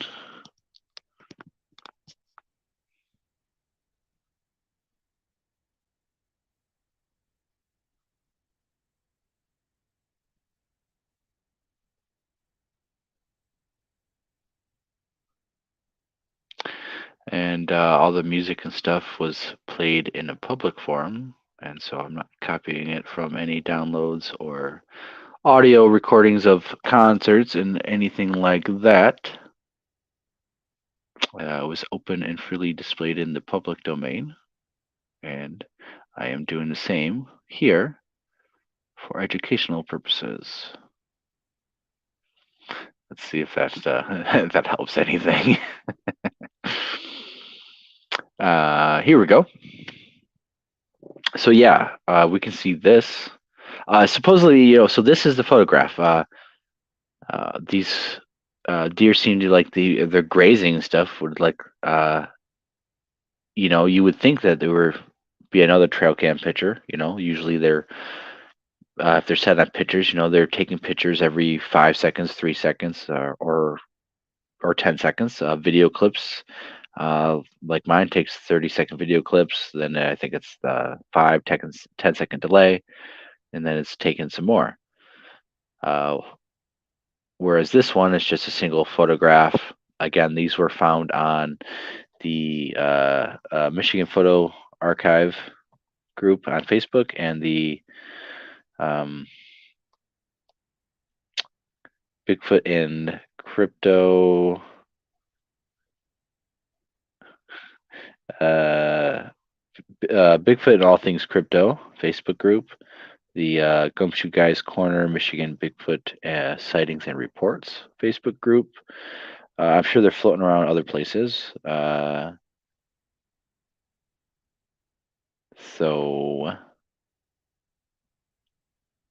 So yeah, you can find them there, and you can see.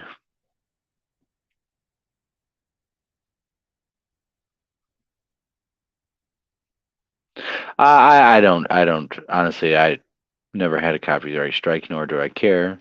All they would do is demonetize the video, which doesn't mean anything because I don't make money off YouTube, and it's all through educational purposes, anyways. And again, it was parodied. It's was openly displayed.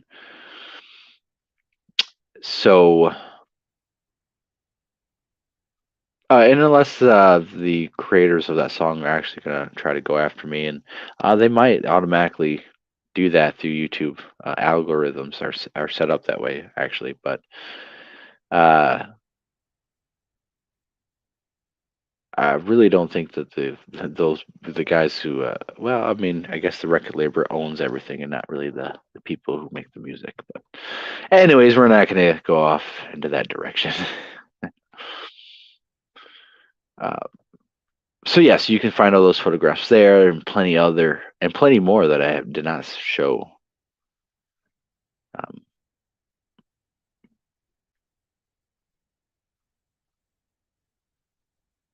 and so just always be mindful of what's going on out there and how you analyze evidence, how you analyze the environment when you're out there, when you're hearing stuff. Don't be fooled and over exaggerated yourself into, oh my God, this Bigfoot's doing this, doing that.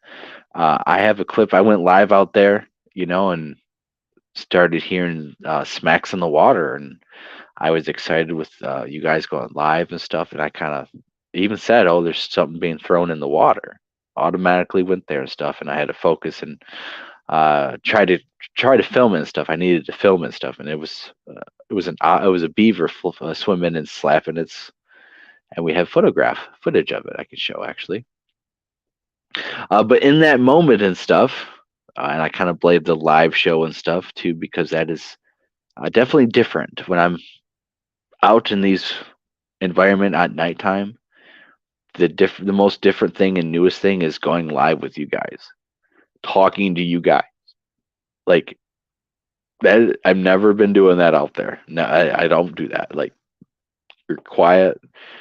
I don't talk at all. There's no one to talk to. So like that is kind of why I thought maybe I should try to do this and talk to you guys and stuff. There's probably going to be times where I go live and I don't really talk much because I'm listening and trying to do it that way. Uh, the experiment was taking you guys out there live, talking to you guys like I'm talking to someone else out there, walking these trails with a light shining in my face and doing all this. That is completely different in these environments. I don't think they're obviously used to me doing that. Um, so it's pretty unique. And from what I've already noticed, stuff is uh, it's definitely more dangerous. I'm not able to be more as perceptive and stuff. My vision and stuff gets blinded by the light. Possibly get more excited and stuff because I'm live and with you guys. When things are happening, I need to stay calm, cool, and collective. And you get excited and stuff, and so I that's what happened here. Oh yeah, duh.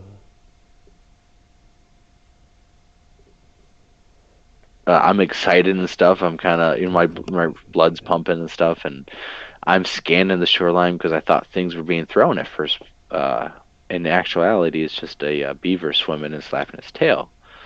Because you gotta stay calm with your reactions. You gotta slow it down a little bit and analyze what's really going on. Because I mean, I could have kept going and filming and been like, oh my God, something got thrown right there. And Yeah, flash. if I would have not stayed there Okay, and flash. tried to realize what's going on, I wouldn't have spotted the beaver. I wouldn't have figured out what was causing the noise, and potentially could have said, "Oh, a Sasquatch was doing it," or whatever. Or anyone could have, been in the same situations I and don't know. got scared because It's something's being really thrown in the splashed over water. When there and over there. you can even hear my voice and stuff. I have this kind of like, Oh, show. I even make a call, to the Sasquatches that are not even there. Uh, because in this moment, I don't know what's going on yet and stuff. My heart's racing.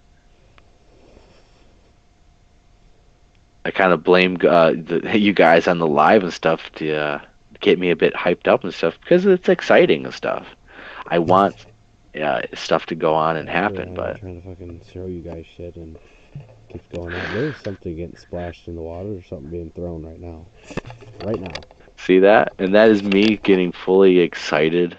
That is me getting amped up in the moment and stuff because I'm not able to see what was causing it yet and stuff. Being excited because I'm live and stuff, and you can even hear it. I even say there's stuff being thrown in the water, which was not happening. It was a beaver splashing and stuff.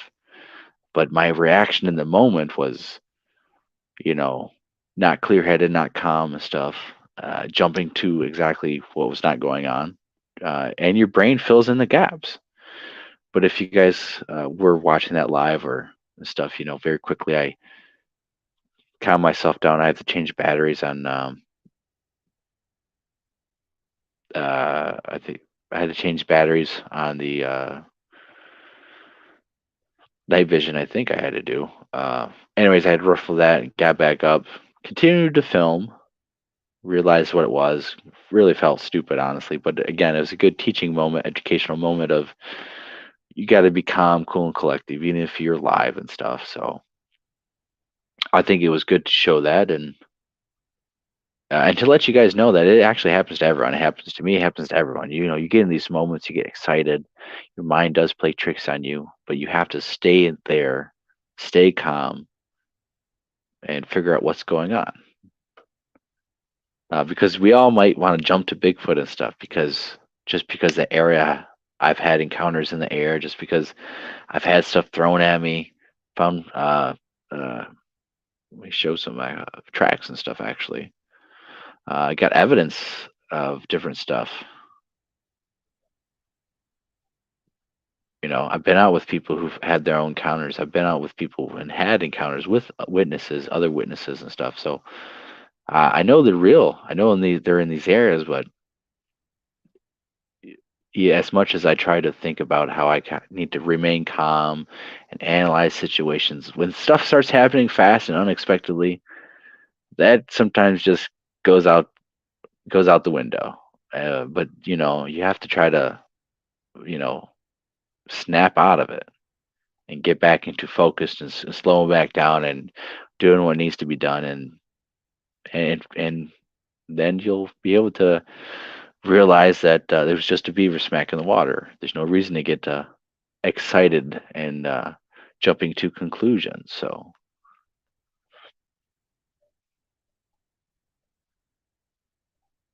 but it would have been amazing if I would have seen something being like a rock being thrown into the water and stuff. I probably would have lost my shit even more.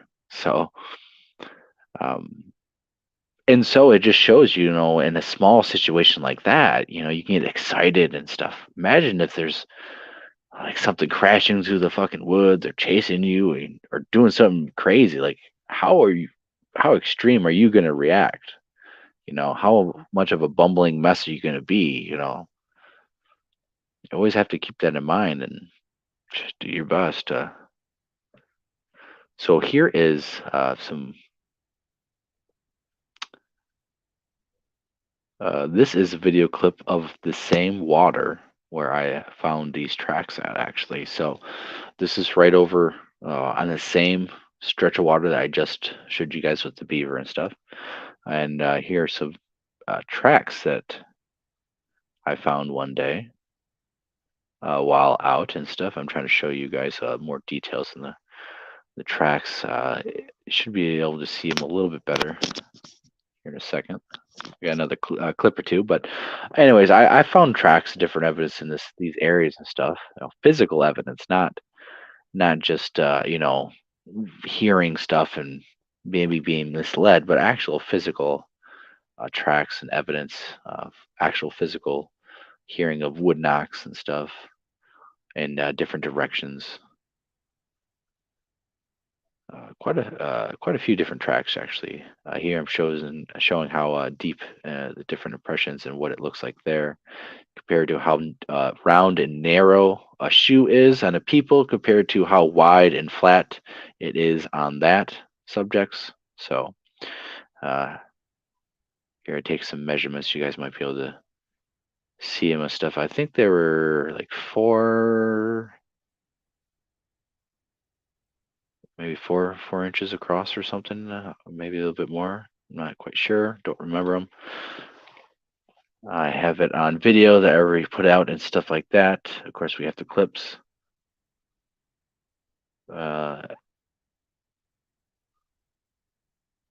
So this is right there, right where everything was happening. So that's kind of why I got excited and stuff, because I have found tracks in this exact spot.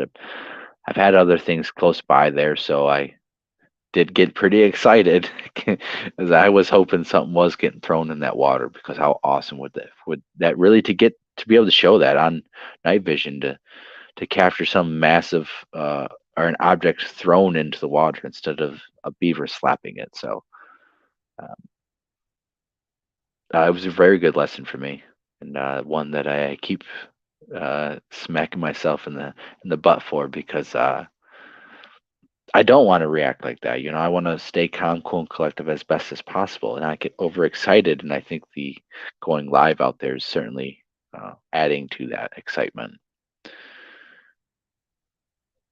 Um, Also, I've been speculating whether or not going live and talking with you guys is better or worse or not, because it's a different element. It's not new. It's new. It's not normal. I don't think that most people who are out by themselves in the woods are talking to themselves. Obviously, if you're talking on the phone, but uh, if a Sasquatch is looking at me, I'm out there talking. I'm talking to no one, right? That's definitely unusual and odd. Maybe that will make for good curiosity. Maybe they'll be taken back. I'm not sure. Um, I think some of these times I'm not going to talk as much. Basically, I'm do what I normally would do, is walk around or sit in a spot and be quiet and listen. As boring as it would be, basically sitting out there and listening and not having much engagement.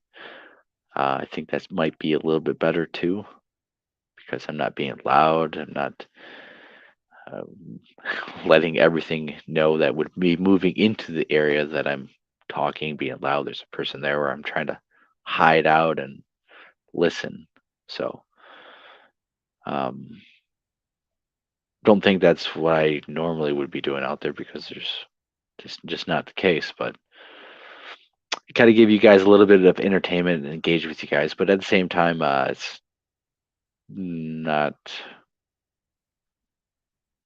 not good for solo outings and stuff because you're not quiet. You're not perceptive of stuff. You're distracted too. And being out there by yourself, you don't want to be distracted. You want to be alert and on guard. So it definitely is pros and cons about that. But my amazing girlfriend and partner is going to go out in the woods more and stuff. We had planned on going out there tonight, but it was rainy and crappy weather. We were hoping that maybe it would blow around us, but she's feeling better and hoping to get out there, engage, and be on not be on camera, but be on camera for you guys a little bit. We'll be shutting the show down now. I hopefully you guys enjoyed everything. Hopefully you guys maybe found that insightful a little bit. Maybe get your brain rolling and stuff. I'm no means an expert by any things, and I have a lot of opinions on theories about this because, oh man, I've just been doing this for a number of years, and that's all you can really do, and then apply it when you go out in the field. So we got some things cooking up. We got some different experiments going on. We've been taking the kids out to different spots, and again, seeing how they maneuver in the environment. If a 3-year-old, a 4-year-old, or 5-year-old, 6-year-olds and stuff, how far can they really go? Supposedly they get lost, and all of a sudden they're going miles this way. They're going up and down steep and difficult terrain, and from what I've seen, there I don't even I don't. It would be a pretty big struggle for a kid to go a mile, 3-year-old, 4-year-old to go a mile off trail, going through pricker bushes, going around over stumps, water and stuff. Nah, they'll give up, start crying. So, very interesting stuff that we're doing, that I'm observing there and stuff. And having fun with the kids and stuff at the same time, because that's what it's really about. So, if you guys want to check out and get tickets to our conference coming up in August 25th, the link is in the description. You guys can check it out, buy some tickets there. And all the information is there. The where it's at is in Mason, Michigan. We're at the fairgrounds, the banquet hall, right there. A very nice, spacious indoor place with plenty of parking, plenty of spaces. We have additional parking if needed. Going to be pretty sweet. So we're going to have a few speakers and stuff, getting a lot of vendors set up. Hopefully, as of right now, we're going to be in the parking lot. And but depending on weather and stuff, maybe have it indoors and stuff. I'm not quite sure as of yet. It just depends on a few things. But of course, if it's outside weather depending, vendors aren't going to have to reserve or pay for a spot as of now if it's outside, because if it rains and all that. So it's pretty easy. If you are want to be a vendor, you can contact me. Information through the link and stuff. Write a list up and stuff, and you guys can show up the day of, ready to set up. Obviously, paying first before you set up. Having a list of everyone who's supposed to do that. Of course, when you buy tickets, you can write down an email and name. I have a list of people showing up that way too. You should get a confirmation email when you buy tickets, also letting you know that we did receive that. And as it gets closer, I will email everyone to again confirm, just to let him know that we do know that you do plan on attending and stuff like that. So I'm pretty excited. The main goal is to really spread awareness. We're not experts in the field. We just have experiences with different stuff that is going out there. So we want to spread the awareness that there's really these cryptid creatures going roaming around in the backwoods of Michigan and beyond that, in a lot of these states of and provinces of North America. That there are things that go bump in the night. That maybe it might be beneficial for people to have it in the back of their mind that maybe these Sasquatches are real. Maybe I should, you know, even though there's no experts, what people who have had experiences or who study and are knowledgeable in this field, maybe I should, listen to some of the information that they're giving me to, so I can have this awareness, to have some protection, to have some action when I'm reacting to the situation of seeing a Sasquatch for the first time. And, I can have a little bit of something to rely upon, even if it's not much. At least that might give comfort to someone, to at least they know about it. So that initial shock is less. Maybe they can get out of a dangerous situation, certainly a very crazy situation that they would be in. So that's basically the number one goal, is to spread the awareness that, there are things out there. We don't really know what they are, but people are encountering them. There are stories. Sometimes they're not always nice and friendly. Sometimes they don't always just walk away. There's harassment. There's ongoing property damage. There's pets and mutilations that occur. We're not going to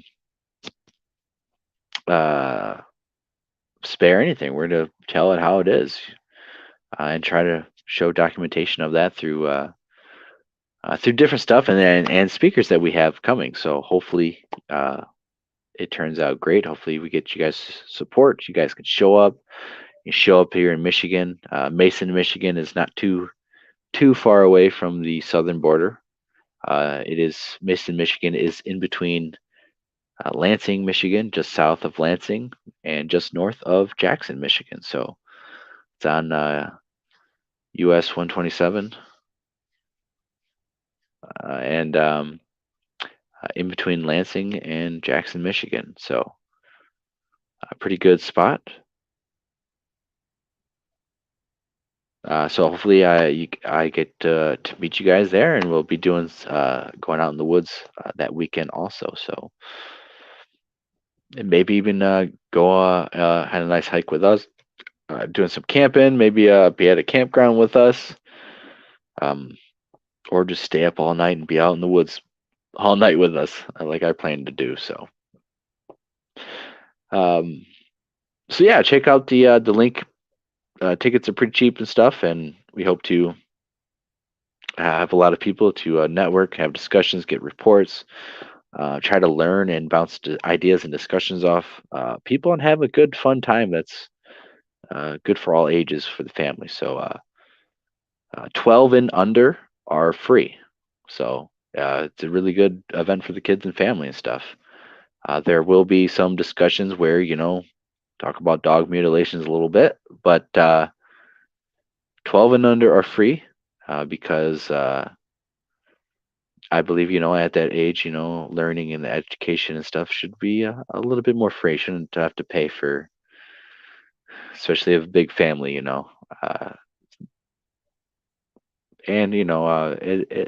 things are still a little rough on people and stuff. So trying to lessen the cost on families and stuff to help bring as much information to and awareness to people of all ages. So 12 and under are free. So, and kids and stuff are welcome. We don't shy away from that. So hopefully you guys enjoyed this this live show. We're going to try to get to be a little bit more in tuned with focusing on showing video clips, discussing, having a little bit more kind of structure instead of just all over craziness that sometimes I can be happening here. So hopefully you guys enjoyed everything. If you guys have any comments, questions, and concerns, write them in the comments after the video. Contact me at on Facebook, the groups on the uh, Facebook page, at the Facebook group, the Lost Cryptids Conservatory. This is my personal email, the best way to get a hold of me, because the other emails I've had notification issues and drama crap with it not working right. So this is the best way to get a hold of me. Comments, questions, concerns. You guys want to come on the show? You guys have encounters? You guys have evidence? Um, that is where to go and how to do that. So I appreciate everyone who comes to support and watches the show after the fact. You guys are the best, and we're doing the 100 push-ups a day challenge in May and stuff. I after the show I have to do 25 more, and I'm done for the day. So we'll be doing that. I said I was going to make some short videos and stuff like that. I don't know if you guys really want that, but if you guys do, I will. I'm probably going to make one video just to prove that I am doing it to you guys, and I am capable of doing it. Just because we want to get physically better. Again, it's all for the benefit of going out there, being safe, being balanced, not falling over, being in tune, not getting injured, being able to operate under stressful situations, having your mind, body, and spirit in tune with that, being healthier, getting in shape, living longer and stuff. So we're doing a lot of different stuff to do that. So one of which is doing the 100 push-ups a day challenge, which is if you guys want to do that, you guys can start at any time, really. And I'll give you some pointers. Honestly, it seems daunting. It might not be, but if you can just start out small and stuff, do 5 push-ups at a time, do 10 push-ups at a time, if you're able to do 25 push-ups at a time, it's not that hard to do it 4 times a day. If you're able to do it, 10 push-ups at a time, then spread it out 10 times a day. Do 10 push-ups 10 times a day. If you got to do it a little bit more at 5 push-ups, you might have to do them every half hour to be able to make it within the a full days. But you got to start somewhere, and for your benefit, get off the couch, start working out and stuff. Don't wait all year sitting on that couch and expect you're going to go out in the woods and get something done. You're going to get strained. You're going to get hurt. You're going to get tired. You're going to get potentially really messed up. So dust off and grease all the limbs and get the body into motion. So